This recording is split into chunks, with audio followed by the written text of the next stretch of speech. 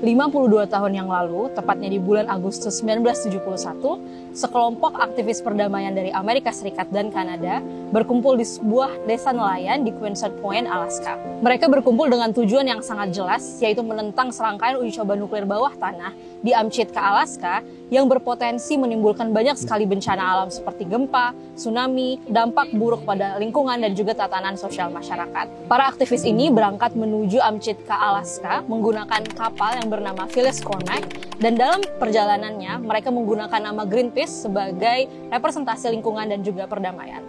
Gerakan tersebut tidak hanya disambut baik oleh masyarakat Amchitka, Alaska, namun juga menarik banyak sekali perhatian dari masyarakat internasional. Momen tersebut menjadi titik lahirnya aktivisme Greenpeace yang hingga sekarang tetap bertumbuh dan menyebarkan dampak baik ke seluruh penjuru dunia. Dan salah satu bagian terpenting dari aktivisme Greenpeace adalah kehadiran sukarelawan atau volunteer.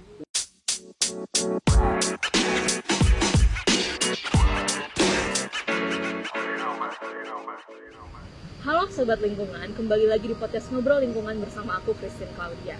Kali ini kita bakalan ngobrol seru tentang aktivisme di Greenpeace, yang kalau kita trace back lagi, kayaknya nggak bakalan jauh dari jantungnya, yaitu relawan atau volunteer. By the way, di sekitar ini, di area kita saat ini, kita ditemuin banyak sekali volunteer dari seluruh Indonesia yang berkumpul untuk melakukan training dan juga outbound menyambut Hari Volunteer Sedunia pada tanggal 5 Desember nanti. Dan hari ini aku juga sudah menculik gitu ya, 2 volunteer dari Greenpeace Indonesia yang hadir di sini dan bakal ngobrol-ngobrol seru tentang apa yang mereka lakukan selama menjadi aktivis relawan di Greenpeace. Halo, langsung aja ya kita kenalan. Halo Mas Ore dan juga Mbak Vina. Halo. Gimana kabarnya? Mungkin boleh Mas Ore dulu. Alhamdulillah baik. Untuk kali ini bahagia ya. Senang ya hari ini ya, bisa kumpul dengan volunteer Greenpeace seluruh Indonesia. Mungkin boleh dong Mas kenalan dikit tentang siapa sih sebenarnya Mas Ore dan kenapa ada di sini? Saya nama aslinya Denis Setiawan. Buat kegiatan sehari-hari sebenarnya saya basicnya itu petani bikin media tanam dari limbah kelapa, kita sulap jadi media tanam. Itu yang kita pakai kokopitnya. Oke, itu berarti Masnya dari Jakarta? Dari Jakarta, minggir dikit di Tangerang Selatan. Oh gitu, warga asli Tangsel ya? Tangsel. Sebelum Tangsel berdiri tapi udah lahir duluan. I see. Berarti emang background-nya cukup berkaitan erat dengan lingkungan ya? Iya. Dan kalau dari Mbak Vina sendiri? Aku aslinya dari Jepara, tapi aku ikut base yang ada di Semarang karena sekarang domisili di situ kuliah. Ya menarik sih untuk hal-hal kevolunteeran ini ya, karena kita bisa belajar hal baru, ketemu orang baru gitu. Terus di sini ketemu lagi deh sama teman-teman se-Indonesia. Tahan dulu ya Mbak Vina. Ya. Nanti kita bakal bahas itu lebih lanjut. Kayaknya udah gak sabar banget nih pengen sharing-sharing tentang kegiatannya sebagai volunteer. Tapi mungkin boleh dong diceritain sekarang kegiatannya seperti apa dan mungkin jabatan yang dipegang mungkin kalau ada di Greenpeace. Aku basisnya volunteer general yang ada di Semarang. Kalau dari teman-teman di Semarang itu sendiri sebenarnya udah ada dari lama juga, sama kayak di basis-basis lain. Cuma karena kemarin itu kan COVID itu sempat berhenti. Nah sampai baru aktif lagi pertengahan 2023 ini gitu. Jadi ya kita baru bergelut lagi gitu ya teman-teman di Semarang. Itu pun waktu itu diawali dari teman-teman BIE dari Jakarta main ke Semarang, semacam induksi lagi gitu, induksi ulang sama teman-teman. Habis itu baru ada agenda-agenda lain seperti ada brand audit, terus ada juga waktu itu kelas politik bareng sama teman-teman komunitas lain di Semarang. Terus ada juga kadang kita di teman-teman jaringan itu kan ada diskusi atau ada aksi yang ada di Semarang, itu kita ikut juga gitu. Sejauh ini seperti itu kita. Oke, berarti Mbak Vina ini cukup baru ya? Iya betul. Sejak tahun? Daftarnya 2022 waktu itu. Tapi waktu itu induksi kita online. Iya, berarti aktifnya baru 2022. Iya betul. Oke. Kalau Masnya sendiri gimana? Ini kayaknya udah lebih senior gitu ya? Dibilang senior sih enggak ya, masih banyak lagi yang di susu-susu. Cuman Kalau saya sendiri itu aktif dari 2019. Dari diajak kawan, kita ngobrol-ngobrol nih sama kawan yang udah berkecimpung duluan di volunteer Greenpeace. Oh ternyata Greenpeace punya tim climbingnya, wah oke juga. Soalnya dari background saya sendiri itu ikut di cinta lingkungan hidup dan kemanusiaan di kampus. Jadi di sana juga ada apa ya? Salah satunya nekenin ke vertical rescue. Nah dari vertical rescue di Greenpeace ada climbing. Wah oke. Ambil join that. Jadi 2019 ya. Nah, sebelum kita lanjut lagi ngobrol seru bareng Mbak Vina dan juga Mas Ore, aku mau cerita dikit nih, bahwa saat ini kekayaan Indonesia itu hanya dikuasai oleh 1% populasinya. Mereka mengandalkan putaran uang dan kekuasaan dengan cara-cara yang sistemik atau yang biasa disebut dengan oligark. Mayoritas oligarki ini memiliki bisnis ekstraktif yang gak hanya merusak alam, tapi juga memperkaya golongannya saja dan meninggalkan banyak sekali dampak krisis iklim yang buruk kepada masyarakat. Sudah 78 tahun bangsa Indonesia merdeka, dan hutan kita sendiri sudah dibabat sebanyak 75 kali luas Provinsi Yogyakarta, atau kurang lebih 23 juta hektar, dan pada rentang 2000 sampai 2009 aja, Indonesia sudah kehilangan 1,4 juta hektar hutan per tahun. Mayoritas hutan ini dibabat si 1% tadi untuk industri yang sangat ekstraktif, mulai dari batu bara, tambang, dan juga kelapa sawit. Dari sini udah jelas dong ya, yang sangat dirugikan itu adalah kamu, sobat lingkungan, aku, Mas Ore, dan juga Mbak Vina. Padahal ini semua karena generasi saat ini yang terlalu serakah, sehingga hanya bisa menguruk dan mengekstraksi alam dan meninggalkan krisis iklim kepada generasi selanjutnya. Kamu sebagai generasi muda pasti marah dan gerah banget dong dengan hal ini. Apalagi selama ini kita selalu didorong untuk menjadi agent of change, tapi yang harus diubah ini adalah permasalahan-permasalahan dari generasi sebelumnya. Apalagi generasi milenial dan Gen Z yang selama ini dipercaya sebagai generasi yang lebih melek perihal krisis iklim. Dan juga generasi yang ingin sekali ada tindakan nyata untuk menyelesaikan masalah krisis iklim. Nah langsung aja nih aku mau tanya-tanya dengan volunteer kita hari ini, Mas Ore dan juga Mbak Vina. Kenapa sih mereka akhirnya ikut volunteering dan apa sih yang sebenarnya memotivasi kalian untuk berkecimpung di dunia volunteering? Mungkin dari Masnya dulu kali ya. Oke, kalau dari saya, kenapa sih ikut volunteering di Greenpeace? Salah satunya apa ya, dari keresahan saya sendiri sih. Emang keresahan ini sudah banyak terpupuk di pas mahasiswa, kemudian melihat lingkungan yang aduh kok gini banget, mulai dari permasalahan energi kita yang masih kotor, kemudian masalah waste atau sampah kita yang gak kelar-kelar, padahal untuk opsional buat alternatif pengolahannya itu banyak banget, mulai dari composting segala macam, dan itu bisa diubah menjadi ekonomi hijau yang lebih baik. Kenapa sih enggak? Dari situ sih mulai kepupuk, akhirnya kenal Greenpeace yang konsennya di situ, dan ngerasa oke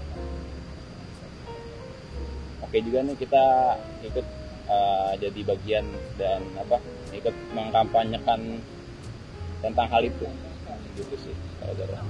Berarti emang awalnya dari latar belakang yang sangat berdekatan dengan lingkungan, memotivasi Masnya buat ikut lagi gitu ya. Iya, lebih. Tapi apa sih arti menjadi volunteer? Kan udah 4 tahun ya jadi volunteer selama ini. Menurut Mas Ore sendiri tuh jadi volunteer tuh apa sih? Jadi volunteer lebih lebih kepanggilan hati sih, buat ikut dan berkecimpung tanpa embel-embel apapun ya. Kita bergerak ya udah ikut aja. Ada brainstormingnya itu lebih tertarik, makanya lebih tertarik ke Greenpeace karena banyak ini sih, lebih dapat update tentang lingkungan, update tentang apapun itu yang berkaitan dengan masalah-masalah yang terjadi sekarang. Kalau dari Mbak Vinanya sendiri gimana nih? Apa yang memotivasi Mbak untuk jadi volunteer hingga saat ini? Dan menurut Mbak itu apa sih arti menjadi seorang volunteer? Kalau aku sendiri itu dari rumah sih. Jadi waktu aku kecil itu di belakang rumahku pasti ada sungai. Nah di desaku itu namanya Desa Troto. Desa itu kan produksi kain tenun. Nah cuma bukan mayoritas lagi sih, hampir ke semua produksi itu masih pakai pewarna tekstil sintetis, dan pewarnaan itu limbahnya langsung dibuang ke sungai, ke selokan. Jadi di sungai itu tuh jadi disebut sungai warna-warni, sungai pelangi, kita sampai nyebut kayak gitu. Zaman aku masih kecil tuh aku terbiasa berenang di sungai itu, dan aku baru menyadari ternyata itu tuh nggak sehat. Jadi saat aku bertumbuh, mulailah belajar secara langsung mungkin ya, menyadari kalau ini tuh sebenarnya masalah lingkungan loh, tapi kenapa nggak pernah dibahas gitu. Di desa tuh kita sebatas ya udah cuap-cuap gitu aja gitu. Bahkan di tetanggaku tuh ada yang sumurnya udah berwarna, bikin gatal, sempat waktu nggak sengaja dipakai untuk mandi gitu kan. Sementara jadi kayak merasa aku bisa apa nih gitu. Jadi saat aku kuliah, akhirnya aku tertariklah dengan hal-hal yang bisa menghubungkan aku, bisa ngasih aku pelajaran ini apa yang harus aku lakukan dengan hal kayak gini. Masa ya aku diem aja gitu kan, kayak gitu. Akhirnya kalau di waktu kuliah hampir sama-sama Mas Farah ikutnya Mapala gitu, tapi mungkin kalau Mapala lebih ke skill ya kalau di aku. Barulah setelah aku udah di akhir-akhir kuliah ketemu deh, waktu itu sempet follow gitu Instagram Greenpeace, dan ternyata dia waktu volunteer, ya udah di join, dan akhirnya sampai sekarang di sini. Nah, kalau itu kan dari latarnya yang backgroundnya ya, yang ternyata kalau kita boleh simpulkan mungkin Mbak Vina dan lingkungan sekitarnya langsung terpapar gitu ya dengan bencana yang ada gitu ya, dengan efek dari perusahaan lingkungan seperti itu. Misalnya kayak tadi sampai ada yang sakit kulit dan lain-lain gitu ya. Kalau misalnya artinya sendiri gimana nih Mbak Vina mengartikan, apalagi dengan motivasi yang sangat mendasar gitu ya dari diri sendiri dan keluarga? Kalau volunteer bagi aku ikut terlibat. Jadi apa yang bisa kita lakukan dari situasi yang ada di situ, makanya ya udah kita bervolunteer, ikut terlibat dan mencari solusi atau sesuatu yang bisa memperbaiki di situ, atau setidaknya mengurangi lah masalah gitu. Kalau tadi sambil belajar gitu ya, kalau ini juga sambil memberikan ini ya dampak-dampak positif gitu ya, atau mengurangi segala hal-hal yang sudah terjadi. Nah kalau kita ngomongin tentang aktivisme di Greenpeace gitu ya, kayaknya kita tuh udah gak asing lagi sama wajahnya Mas Ore ini. Mungkin teman-teman yang sudah follow Greenpeace baik itu di Instagram maupun di platform lainnya udah pernah nih ngelihat salah satu aktivisme Greenpeace belakangan ini, yaitu gerakan Gurita Oligarki ya, di beberapa bulan yang lalu, tepatnya di Bundaran HI. Dan Mas Ore kemarin sempat ya Mas ya menjadi ikutan gitu ya, mungkin boleh cerita dikit Mas? Di HI ya, di HI itu sekitar bulan Oktober itu nurunin gurita oligarki, kita nuntun guritanya ke dalam air dari daratan. Jadi itu subuh ya kalau nggak salah. Subuh banget. Ya, ngelihat pengamanannya lumayan sepi, kita masuk. Oke. Ini jangan di-spill dulu ini. Ups. Kita bakalan bahas lagi nanti. Tapi aku penasaran nih, kalau misalnya dari Mas Ore sendiri, karena udah kurang lebih 4 tahun volunteer di Greenpeace, apa aja sih sebenarnya kegiatan yang dilakukan selain mungkin hal-hal besar seperti Gurita Oligarki tadi? Untuk di volunteering Greenpeace banyak sih kegiatannya, mulai dari banyak diskusi, ada pemutaran film, kita juga ikut latihan-latihan buat persiapan, gak cuma persiapan sih, tapi buat refreshment kita sendiri, buat terutama di aku ya, di bagian climbing kita banyak lumayan sering lah buat refreshment dan update skill. Untuk kawan-kawan di climbing juga banyak sih yang kita skill share dengan volunteer dari negara lain, kita lumayan sering. Dan kadang-kadang juga dari volunteer Greenpeace Indonesia kita juga ikut andil di beberapa aksi di luar, di Thailand atau di berbagai negara lain. Kita juga itu. Wah, berarti banyak banget nih ya kegiatannya. Nggak cuman yang mungkin teman-teman pernah saksikan dan sangat besar itu, tapi juga banyak hal-hal lainnya, dan juga ternyata nggak cuma mengkoneksikan para volunteer seperti masnya ke teman-teman yang ada di dalam negeri, tapi juga teman-teman volunteer di luar negeri gitu ya. Kalau dari Mbak Vina gimana nih? Udah ngapain aja nih selama ini di Greenpeace kurang lebih 1 tahun ya berarti? Iya, sebenarnya hampir pas 1 tahun ini sih. Kalau dari daftarnya ya, waktu 2022 itu pertama aku ikut kelas politik yang di Jakarta karena kebetulan magang. Terus tapi sayangnya abis itu kan pulang tuh ke Semarang. Di Semarang udah vakum setengah tahun, barulah 2022 itu kita mulai lagi dari teman-teman PA Greenpeace ya ke Semarang, semacam reaktivasi gitu, induksi ulang. Akhirnya kenal lah sama teman-teman yang ada di Semarang. Baru dari situ kita mulai ada agenda-agenda yang waktu itu agenda terdekat. Yang pertama itu ada yang terbaru itu brand audit di Pantai Tirang. Jadi kita clean up, tapi habis itu juga di audit ini brand apa saja sih yang sampahnya tersebar di situ. Dan kita nemuin kayak ada bungkus Rinso, bungkus merek nih, pokoknya ada bungkus itu yang dari 2005 2007 itu masih ada. Terus selain itu kita juga pernah ada di photo op di Timbul Suaka itu salah satu desa yang tenggelam di Demak. Jadi perbatasan kecamatan Sayung dari Demak dan Semarang itu tuh ada desa-desa atau dusun-dusun yang tenggelam, memang benar-benar tenggelam. Jadi rumah tuh di depan rumah udah air. Itu tuh desa di Kecamatan Sayung ataupun daerah-daerah yang ada di perbatasan Semarang Demak. Itu sekarang tuh ada istilahnya Semarang tenggelam, karena itu tadi desa-desa pesisir utara itu banyak yang sekarang sudah tenggelam. Dulunya itu sawah, sekarang udah hilang semua, tinggal tambak-tambak gitu. Terus bahkan rumah-rumah yang udah ditinggikan pun masih aja kemasukan. Nah itu salah satu bukti nyata banget sih krisis iklim yang aku tahu secara langsung ya. Nah itu salah satunya juga kita lakukan bearing witness teman-teman di Semarang buat ini loh realitanya gitu. Dan salah satunya kita ikut terlibat dalam kampanyenya yang photo ops itu.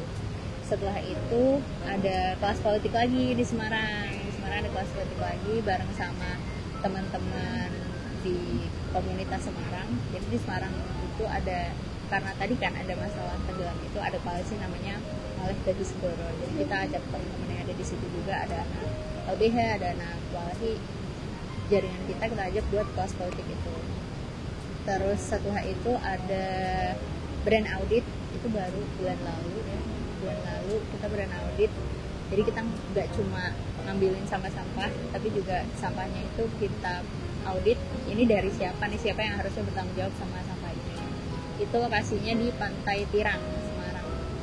Padahal pantai itu tuh setiap rutin gitu, setiap minggu ada pembersihan, tapi kenyataannya masih ada. Ternyata itu sampah-sampah yang terdampar kayak ikut ombak gitu. Dan kita tuh nemuin sampah dari 2005 tuh masih ada. Mau ada yang sachet, mau ada yang kayak botol gitu, itu masih ada. Dan itu ya lebih banyak aku merasakan melihat bukti nyata kalau sampah itu sebuah masalah besar loh. Ini kalau numpuk bertahun-tahun gimana nih. Terus tadi juga bukti nyata soal masalah rob dan krisis iklim. Setelah itu ada workshop soal urban campaign, semacam kita tuh komunitas bisa melakukan apa gitu. Sisanya kita lebih ke kolaborasi, ikut sama agenda-agenda jaringan komunitas di Semarang gitu Kak. Berarti udah banyak banget ya, walaupun tadi aktifnya baru 2023 ya. Iya. Dan tadi aku merasa itu sangat menarik. Ternyata kalau kita ikut volunteer nggak cuman kita lebih aware secara pengetahuan gitu ya, tapi kita langsung lihat nih ini nih yang terjadi gitu. Dan mungkin lebih memotivasi kita untuk melakukan sesuatu karena kita lihat kalau itu tuh ternyata sangat penting. Kalau dari Mas Ores sendiri gimana dengan berbagai latar lingkungan gitu ya, dan concern dan permasalahan yang banyak, apa yang paling Mas Ore concern, yang paling menarik perhatian Mas Ore, dan juga mungkin ada momen tertentu yang menarik selama jadi volunteer DPU? Buat concern ya, buat concern sih karena emang sekarang berkecimpung di pengolahan limbah kelapa salah satunya, jadi lebih concern ke masalah limbah sama sampah sama ini energi kita banyak yang kotor ya, gitulah. Untuk yang apa tadi yang kedua, apa nih kira-kira momen yang paling memorable gitu ya?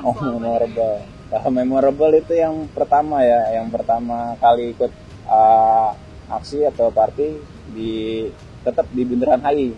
Cuman waktunya itu lebih di awal di 2019. Awal banget tuh ya berarti.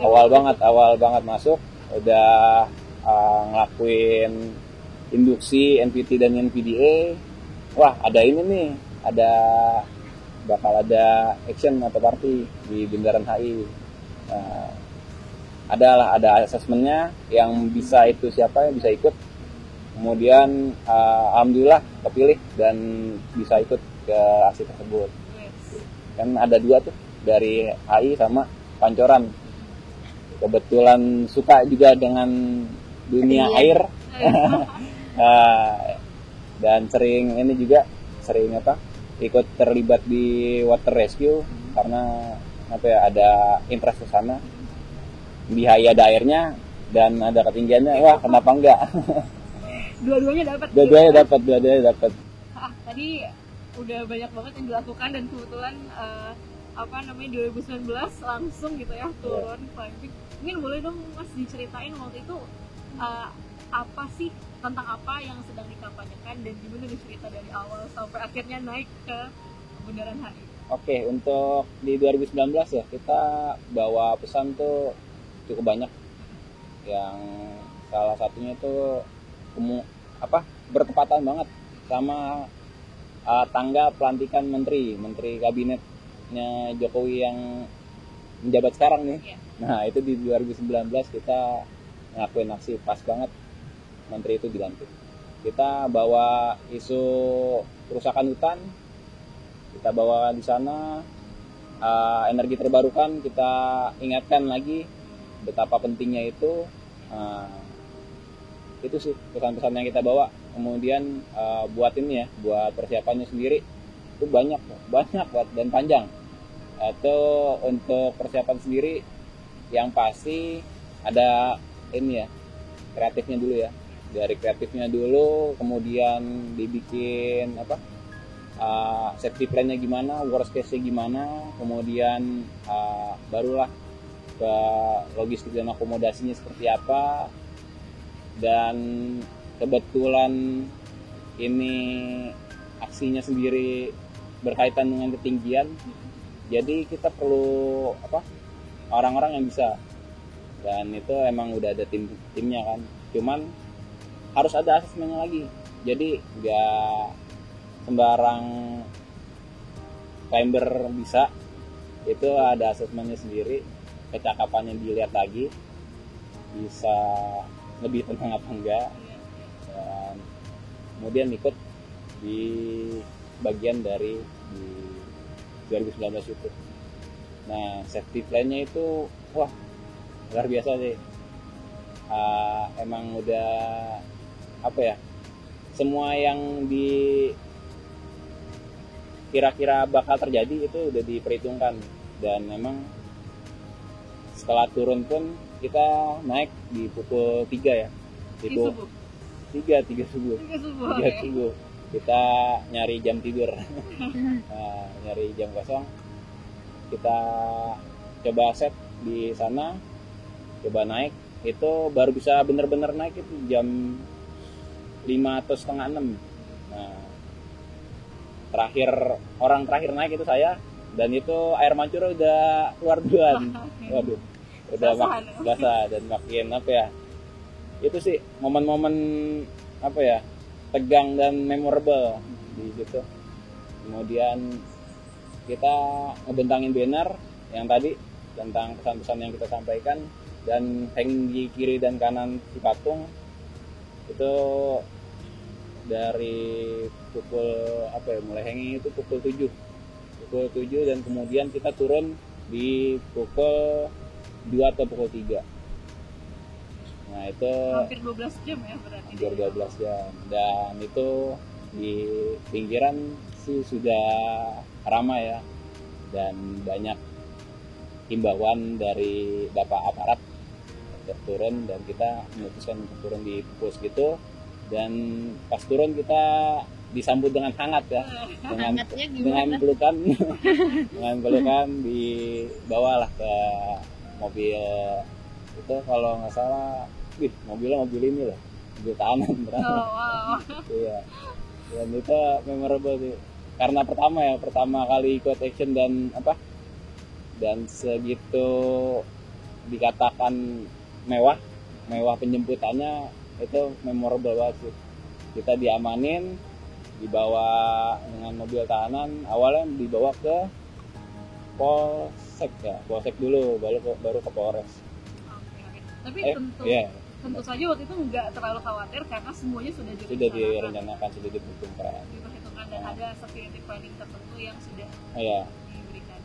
Kalau misalnya yang paling terbaru kemarin dari 2023, yang terbaru 2023 Gurita Oligarki sama-sama di HI, cuman proses pengamanannya hanya di satu tempat.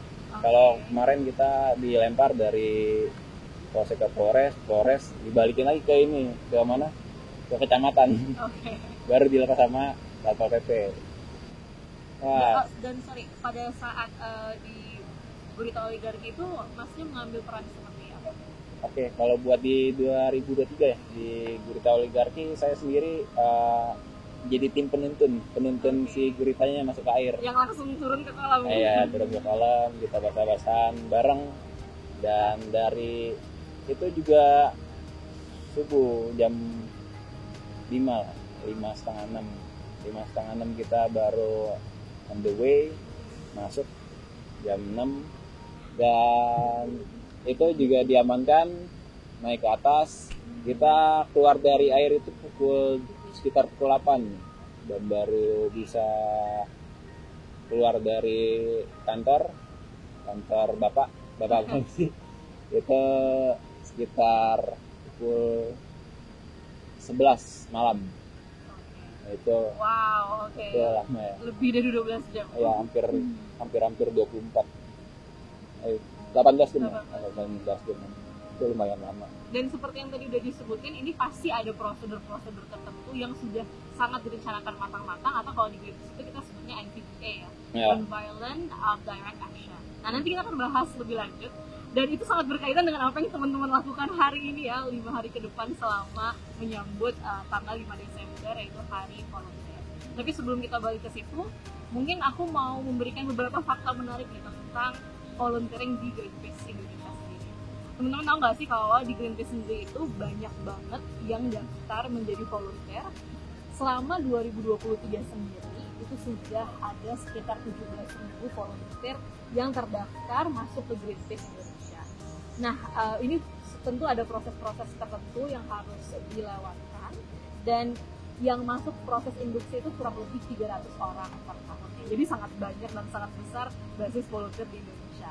Selain itu kita juga menemukan bahwa secara gender sendiri 51% volunteer di Greenpeace Indonesia saat ini itu adalah perempuan, dan 49% lainnya adalah teman-teman laki-laki. Jadi cukup seimbang dan siapapun bisa ikut, kita sangat terbuka.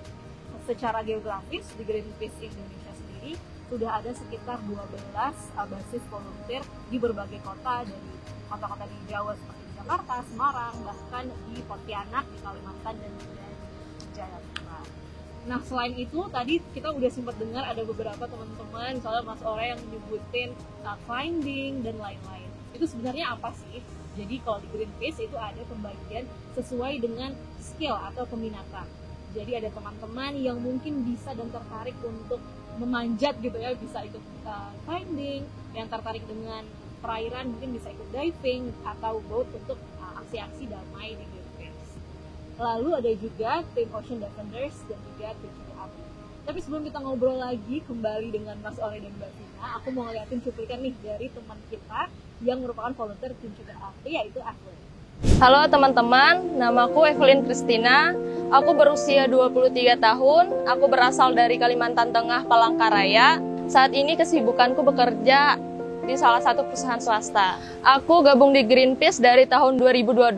Alasanku ikut gabung karena aku adalah masyarakat yang terdampak langsung oleh kebakaran hutan dan lahan. Itulah sebabnya aku ikut di dalam tim Cegah Api. Saat memadamkan api tentu saja ada suka dan dukanya. Sukanya mungkin karena bisa berperan atau bermanfaat bagi lingkungan dan juga orang-orang yang merasakan dampak dari kebakaran hutan dan lahan. Mungkin tantangan saat memadamkan api itu jauhnya sumber air dari tempat kebakaran, karena itu juga membutuhkan alat-alat yang memadai kayak gitu. Biasanya gitu. Terus personil yang kurang. Jadi kayak di Kubu Raya ya, kami kan beberapa personil turun ke lapangan. Jadi ada warga yang datang ke tempat kami memadamkan saat itu minta untuk dipadamin juga api di sekitar rumahnya. Tapi karena personil kurang dan alat ataupun mesin kami kurang, jadi kami nggak bisa bantu ibu-ibu ini. Karena di tempat kami yang madamin pertama itu juga belum padam, karena kebakaran hutan dan lahan di tanah gambut itu sangat sulit untuk dipadamkan gitu, membutuhkan waktu yang panjang. Untuk respon keluargaku awalnya pasti ditolak ya, karena saya perempuan dan kebakaran itu sesuatu yang menurut orang-orang itu menakutkan, ya memang menakutkan. Tapi seiring berjalannya waktu, orang tua atau keluarga juga melihat bukti kerja anaknya ini, oh iya benar, dia ingin berperan sebagai anak muda. Jadi sering berjalannya waktu mereka juga mengizinkan. Di sini aku mau ngajak teman-teman semua untuk ambil peran, ambil bagian, sekecil apapun peran dan bagian kita. Ketika kita mau bergerak, pasti itu akan berakibat yang baik buat lingkungan, buat rumah kita sendiri, dan buat diri kita sendiri. Terima kasih. Nah, tadi aku sempat bahas tentang proses pendaftaran dan juga induksi. Tapi apa sih sebenarnya induksi itu? Pasti teman-teman yang pengen jadi volunteer di Greenpeace penasaran. Mungkin kita bisa langsung tanya aja ke Mbak Vina, apa itu proses induksi dan gimana sih proses mendaftar menjadi volunteer di Greenpeace? Jadi pertama itu kita daftar dulu tuh di link yang ada di website. Habis itu nanti kita akan dapat balasan email. Nah, dari email itu nanti diarahkan, setelah ini nanti kita disuruh untuk ikut induksi. Nah, waktu aku dulu online, tapi kayaknya sih sekarang udah ada offline ya. Sempat juga ternyata di Semarang juga ada sih sempat offline. Jadi kadang offline itu bisa basis masing-masing. Nah, itu tergantung dari tim PIE-nya nanti akan ada kabar dari email itu. Nah, terus induksi, ngapain sih induksi gitu ya? Kalau waktu online sih berarti sebatas pengenalan ya, Greenpeace apa aja, volunteer itu ngapain aja. Ya kurang lebih tadi yang dijelasin dari Kak Christine, ada tim-tim itu, terus sesuai cerita-cerita dari Bang Ore juga ngapain aja gitu. Nah, tapi kalau pas di offline tuh lebih seru tentunya kan, karena kan kita bakal ada bonding, terus perkenalan, games-games yang brainstorming gitu, semacam kayak apa sih yang kamu pikirkan gitu, apa yang kamu ekspektasikan mendaftar sebagai volunteer, itu juga ditanyakan, tapi dalam bentuk permainan gitu. Jadi bukan hanya serius-serius amat kok, tapi di situ kita bisa belajar. Nah, habis selesai induksi barulah kita masuk ke basis atau unit masing-masing. Kalau udah di situ sesuai dengan agendanya masing-masing gitu deh. Oke. Jadi sempat disebutin juga tentang PA. PA itu adalah Public Engagement and Actions, salah satu divisi di Greenpeace yang emang fokus untuk ngurusin teman-teman volunteer gitu ya, salah satu fokusnya. Jadi mungkin kalau kita bisa lihat di induksi itu nggak cuma dikenalin aja apa itu Greenpeace dan ngapain, tapi kita juga pengen tahu nih teman-teman volunteer ekspektasinya apa sih, apa yang bisa kalian lakukan, apa yang ingin kalian dapatkan selama volunteer di Greenpeace. Mungkin kalau dari Mas Ore sendiri, dengan proses yang pastinya sama ya, dari mendaftar dan induksi, itu gimana sih sampai akhirnya Mas Ore bisa memilih peminatan climbing, walaupun emang udah ada niatan ya dari awal masuknya, tapi prosesnya seperti apa? Untuk proses sama ya, tadi yang dijelasin sama Vina, ada induksi, daftar dulu ya, daftar di website. Kemudian kita dapat induksi, terus kemudian ada NPT, terus NPT itu adalah non-violence training. Nah, non-violence training dulu harus dilewatin, kemudian baru dapat NPDA karena non-violent direct action, itu karena nanti bakal lebih aksi dan bersinggungan dengan beberapa pihak. Itu kita harus mendapatkan itu sebelum ngelakuin aksi. Berarti Mas Ore sendiri pada saat kayak oke aku mau di bagian climbing nih, itu disampaikan pada saat NPDA? After itu, setelah NPDA kemudian ada peminatan. Nah, dari peminatan kebetulan dari tim climbing sendiri lagi open, kita masuk, saya masuk sana, mendaftarkan diri.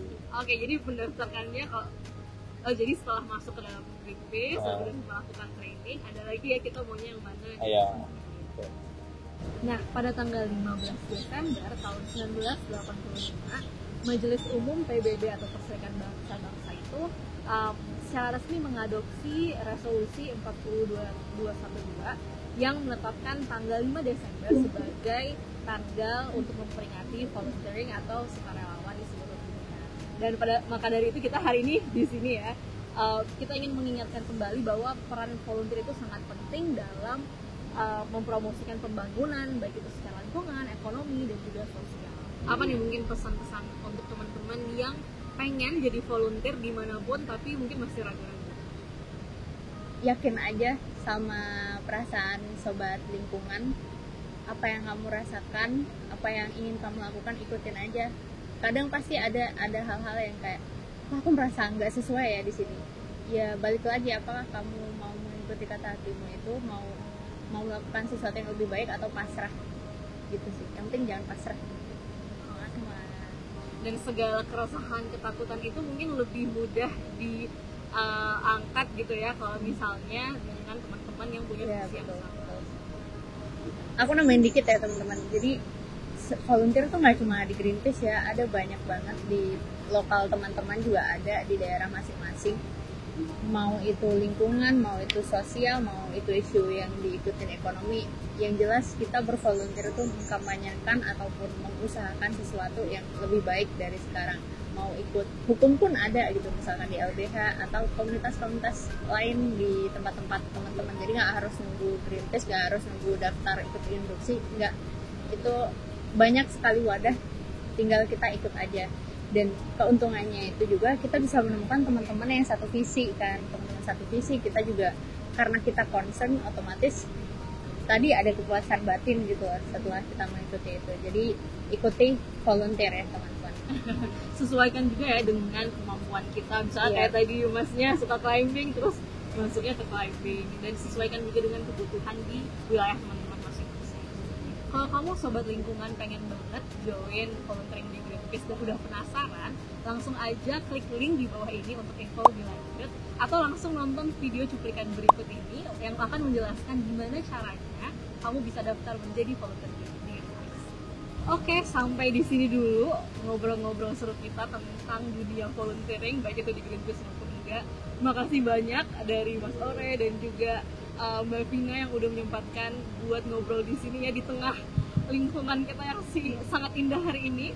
Untuk sobat lingkungan, kamu bisa banget ngedengerin podcast Ngobrol Lingkungan di Spotify atau di YouTube channel Greenpeace Indonesia. Sampai ketemu lagi di episode selanjutnya, dan selamat mencintai ilmu.